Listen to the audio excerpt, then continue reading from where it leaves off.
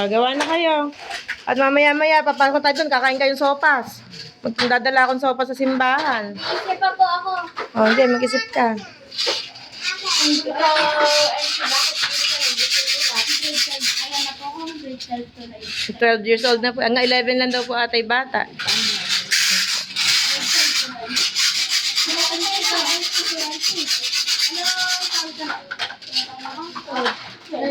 Pumunta ka ako sa bahay, may nangalala kong sapatos doon. Sukat mo. Kailan po ba?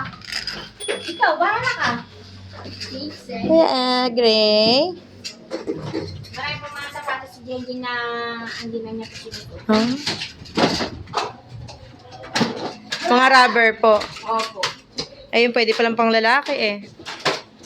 Pwede mo pa lalaki pang babae. Yung mga sapatos ni Jenny na maliliit, naka-jogging na po. Ah, talaga? Pang babae, pang lalaki pwede. Ewan ko kung jogging ko sinusuot.